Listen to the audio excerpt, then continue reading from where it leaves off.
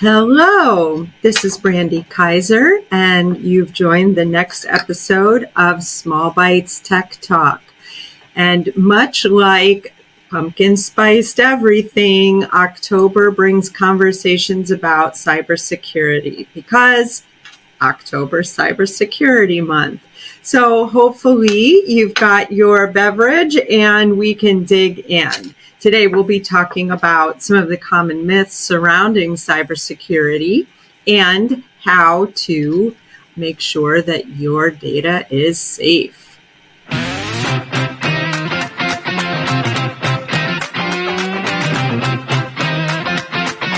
Welcome back. So, cybersecurity myths. There are many.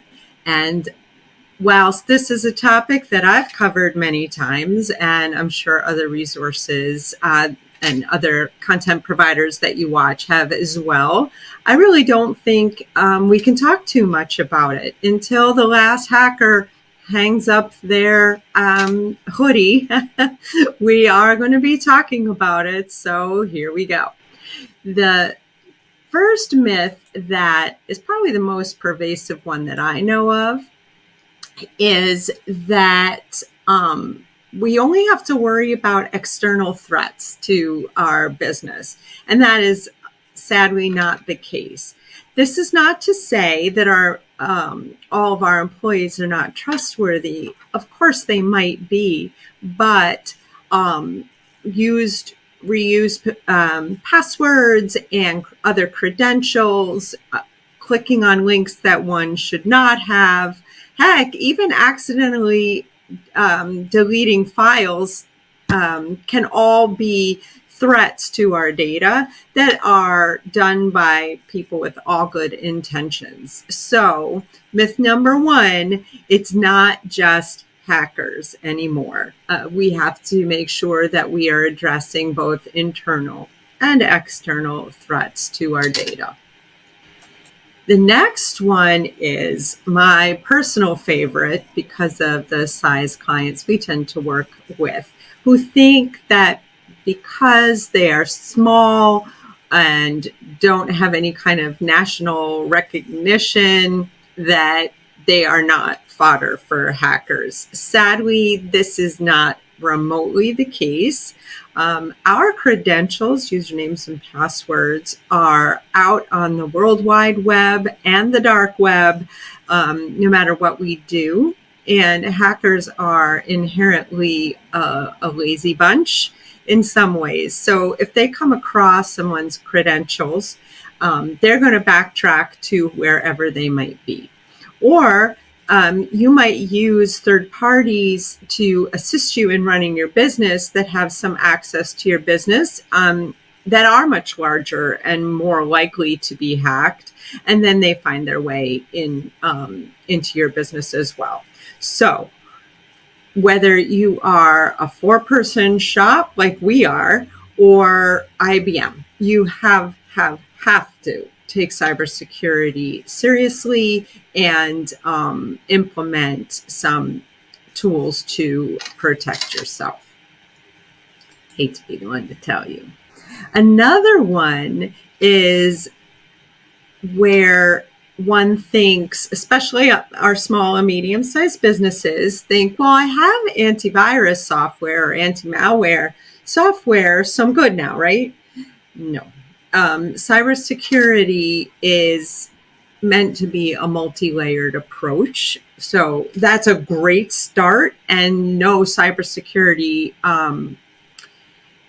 posture would be complete without antivirus, anti-ransomware, anti-malware, certainly.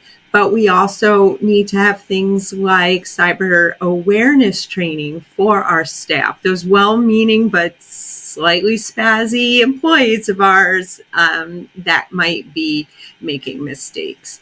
We also need to have things like identity access management, which I talked about in a previous episode, so that we are able to stop things in their tracks if we do end up actually with an employee that has less than honorable intentions. So many layers to this thing.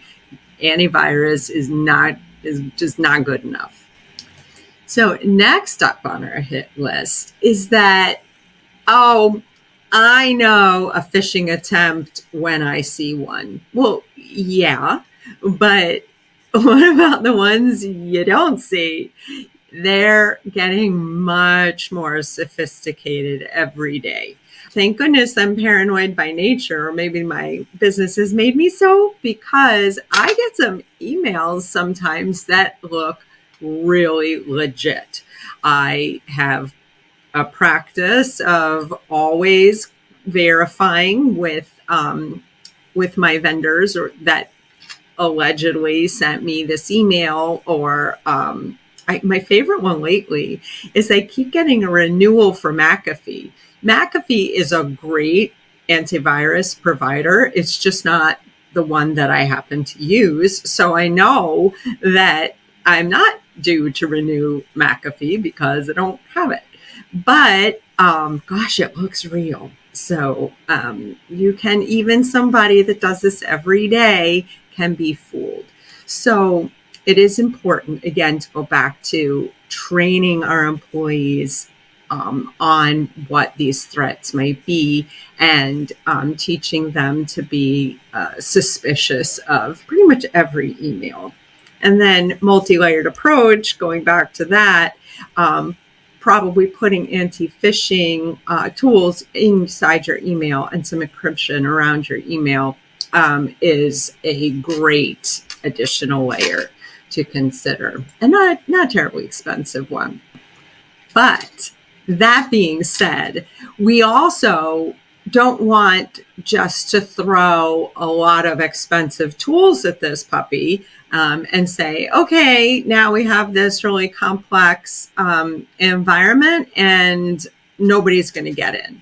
Well, if nobody can get in, chances are your employees can't do their job either. So in cybersecurity, we're always looking for that sweet spot of the right tools to do all those layers of security that we need, but at the end of the day, for them not to be intrusive to one's workflow. So sometimes too much is too much when it comes to cybersecurity strategy, for sure. Next one, that you don't need help.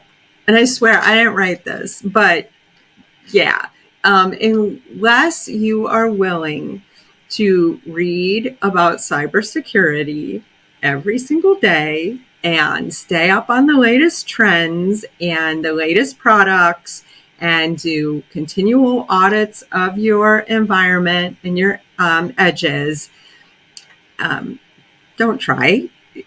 Get a partner, get an expert, get some help, because it's too much. Just like I can't do my own accounting because that's not where I live. So I am not recommending that you accountants do cybersecurity. Enough said. All right. So moving on. Avoid clouded judgment. I didn't write this. I'm sorry. But essentially that means just because you have your data backed up in the cloud, or maybe it only resides in the cloud, that you think you're safe and the cloud provider's handling all that for you. I've talked in previous episodes about the shared responsibility model that Google and Microsoft and other cloud providers operate under. And what this means essentially is that they're responsible to prevent someone from physically or remotely entering their data center and their computers where your data is housed. Hard stuff. You are responsible to make sure that the data you're putting up there is clean and does not have ransomware attached to it. And you're responsible to make sure that it doesn't get deleted accidentally, for example. And you're responsible to keep cyber cleanliness or cyber hygiene on your endpoints. So just because everything's in the cloud doesn't mean you're absolved of your responsibilities to use good cyber hygiene. So, sorry to be the one to tell you. You can't wash your hands of it.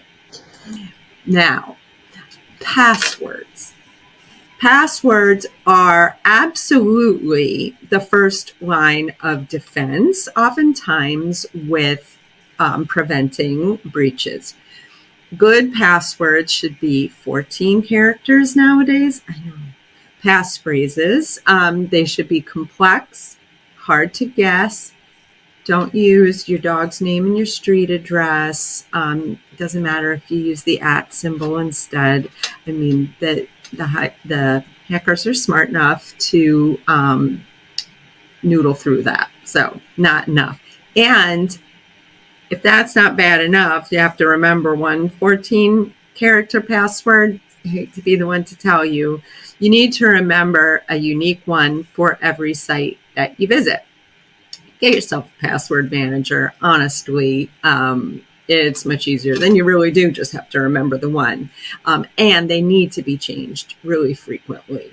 So this is something that you should be doing yourselves, and you should absolutely be requiring of your employees, from everything from their Microsoft accounts onto any SaaS programs that you guys may use, especially things like your QuickBooks, if you're doing that online and etc. Make sure that good password practices are in place, and multi-factor authentication is a must. So be good, be firm on that one. So I'm not going to lie to you, cybersecurity it does have costs associated with it. It's requires setup, it requires subscriptions, it has costs. But what is the value of your data is really the question. If you lost access to your data for a day, a week, a month, forever, what would your business look like? Most small businesses that get breached or have a ransomware attack go out of business. So your data is very, very valuable to you and them. So it's worthy of protection. But that's not to say that the protection that you put in place has to break the bank.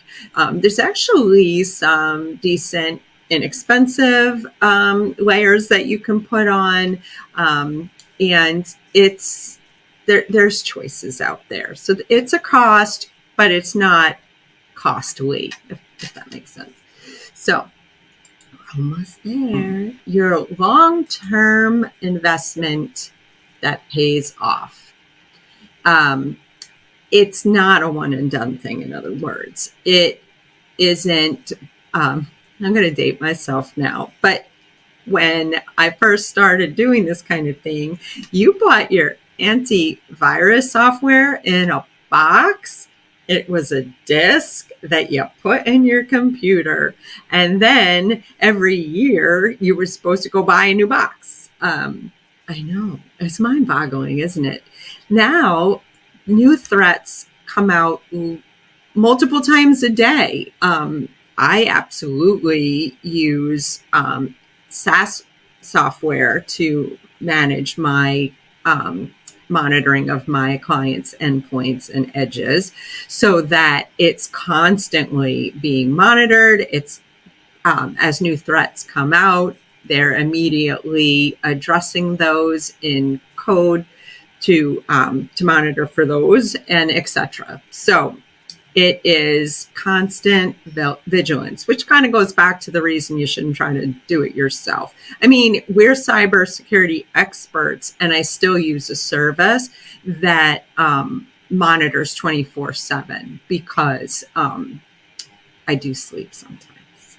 So, well, occasionally. So, anyway, digressing, but the point being that it is continuous vigilance that's required when it comes to the cybersecurity tools that you're using. And finally, that compliance and security are the same thing. They are not. I mean, we do compliance auditing all the time for our clients, either because they have to adhere to HIPAA or they have to adhere to the American Bar Association guidelines, that kind of thing. Or if they are interested in getting cybersecurity insurance, which is really a good idea nowadays. So I can audit for that compliance. But if you don't act on the findings of an audit, then that was a waste of your money, one. And then the other thing is compliance should be viewed as the minimum standard. That's the floor of this cybersecurity house. It is not the ceiling. So just because you're compliant, great, good start, but you want to make sure that you're continually monitoring, you're continually looking for new, better options as threats evolve, and that you're kind of staying one step ahead of the bad guys. So, yeah, sorry, you're not getting out of it that easily. So that's the top 12 common myths about cybersecurity for Cybersecurity Month. So if you need some help, of course, we are here to help. But if you don't live in Western New York, feel free to call a Managed Security Services Provider, MSSP, for help with this. If you're not ready for that, at least subscribe to a ransomware and anti-malware service like McAfee or others. Avast is another good one. I get no plugs from either one of them. They're just the ones off the top of my head that I have heard good things about. So your homework is do a little mini audit yourself. Have a little bit of a honest moment and make sure that you have some cybersecurity postures in place, and train up those employees. They might be less savvy than you think. So I'm going to drink my pumpkin spice latte now, and I'll see you in a future episode. As always, we appreciate you and your time. So please like and subscribe, and we will continue to bring great content for you. So have a great October. See you soon. Bye.